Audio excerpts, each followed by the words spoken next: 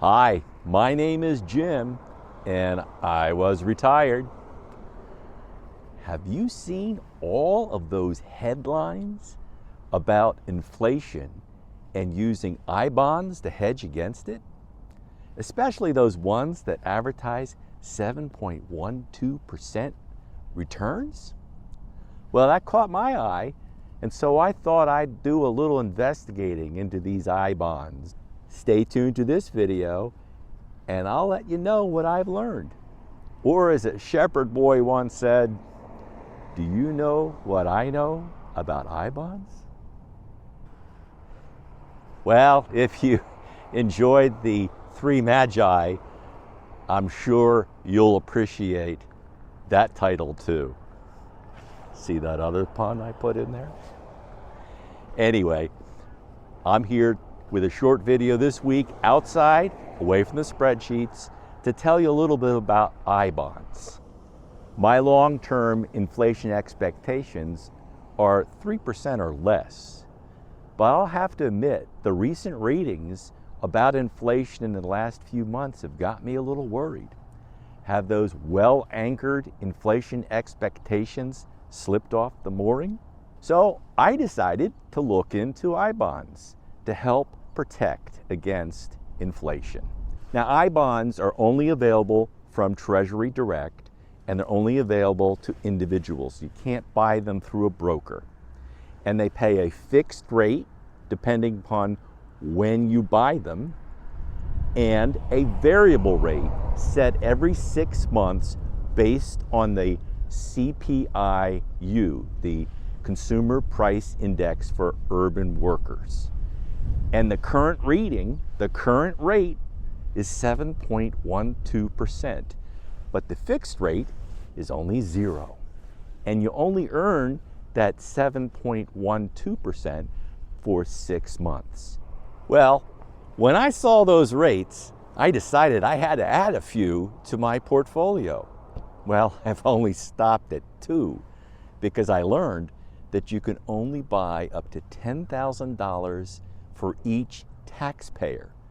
Now, I've owned I bonds since 2003. I purchased one in early 2003 for $10,000, and I purchased two $2,500 bonds in 2010, in early 2010. So I thought it'd be no problem just to go in to my account and add 2 bonds, one for me and one for my wife, right? No, that's when I learned that each taxpayer must have their own Treasury Direct account. And so we sat down on a computer and we got an account for Marie. In both cases, we're moving money from Marcus, where it was earning 0.5% interest, to something that's earning 7.12% interest, right? Well, that's when I learned the 7.12% is not an APR like the Marcus account, and it compounds a little differently. Let me explain. So here's the formula for the composite rate. The current bonds that we just purchased have a fixed rate of 0. That's right, they're not going to earn anything, but they have a variable inflation rate depending upon the reading of the Consumer Price Index for Urban Workers as announced November 1st and May 1st. So the November 1st rate was 3.56%. When you times that by 2, add it to the fixed rate of 0, and then times 0 by that inflation rate, you get the 7.12%. Clear? No, it wasn't clear to me either. It's also compounded differently, as I'll explain later. So you only get that, quote, 7.12% rate for the first 6 months.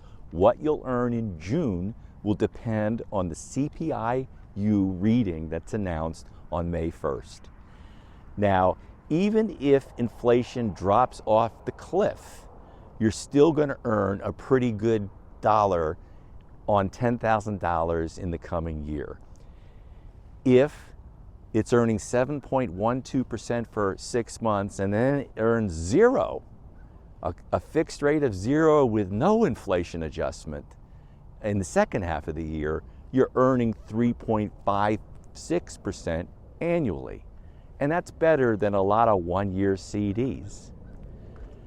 Chances are, though, the reading for the CPI-U on May 1st is likely to be high, like it was in November. Maybe not as high as November, who knows? If inflation stays high through May, then this $10,000 I-bond will be a good investment, for a safe investment in my bucket 1 or bucket 2 categories. Okay, but I already own that $10,000 I-bond from 2003 and 2 more $2,500 bonds from 2010. What rate are they getting? Well, it turns out they're not getting the 7.12%. And that's a bit of a good news and bad news. First, the rate that your old I-bonds earn depends on the month that you bought them, as this chart explains. So that $10,000 I-bond from 2003 won't start getting the 7.12 reading in its calculation until April 1st. When it does, though, because it was originally purchased with a fixed rate of 1.6%, this is going to be earning significantly more than the 7.12%. So what's happening with my old I-bonds?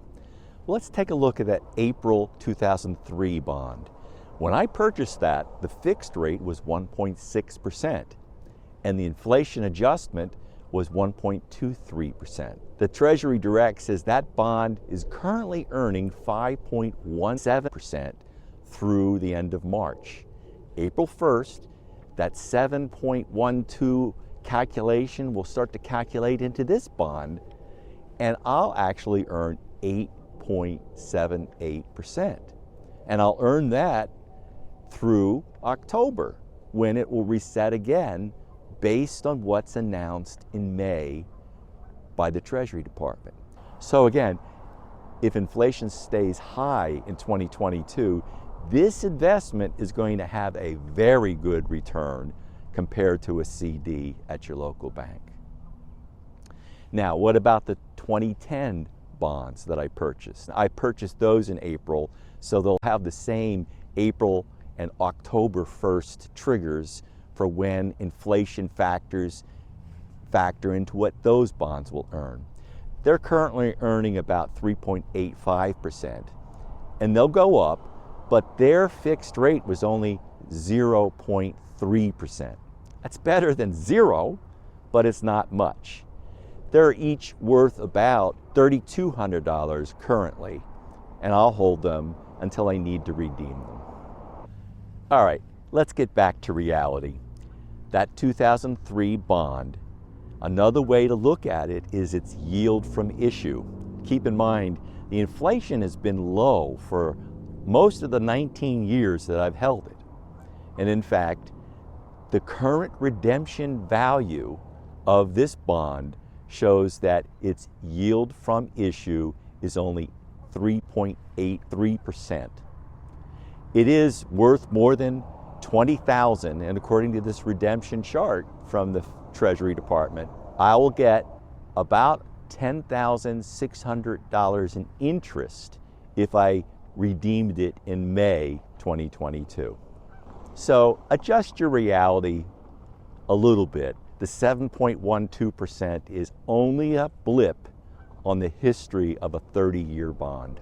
That yield from issue is likely to go up if I hold the bond through 2022 and give this bond a chance to earn from April through October and from October through the balance of the year at higher rates.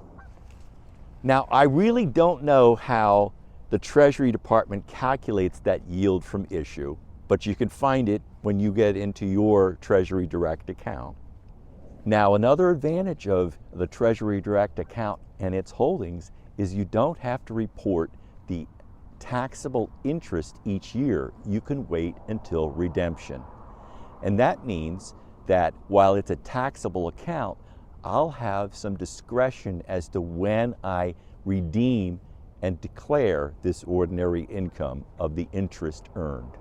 Also, you may be able to redeem your I-bonds to pay for educational expenses and get them totally tax-free. Another thing to keep in mind is that they're taxable at the federal level, but I-bonds won't be taxed at the state or local level. The other thing I didn't understand is how I-bonds compound their interest. They earn interest monthly, but they compound it semi-annually. At those 6-month anniversaries, the interest that you've earned in the prior 6 months is then added to the principal, and then you earn interest on that larger amount for the next 6 months, and so on. And that is a great advantage of compounded interest, but it's not compounded daily like a bank might or another interest-bearing account might. It's compounded semi-annually.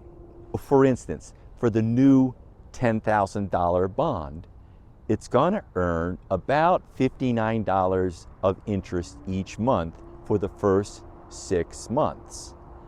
Then that amount times 6 is going to be added to the $10,000, and that'll be the amount that it earns from June on at the whatever rate the Treasury announces.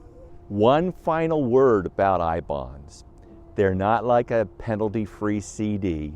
You can't touch them for the first 12 months. They're there. You can't redeem them. If you redeem them in months 13 through 60, you'll pay a 3-month penalty. In other words, if you redeem it about 18 months, you'll only get about 15 months of interest. Still, the calculations may work out to be a better investment than a CD in the coming year. If you can park your money in an I-bond for more than 5 years, so it's a bucket 2 investment, then you'll be able to redeem it without any penalties. And it'll be a safe investment backed by the federal government. So to summarize what I know about I-bonds, first, each taxpayer has to have their own Treasury direct account to purchase an I-bond. You can't buy an I-bond for your spouse in your account.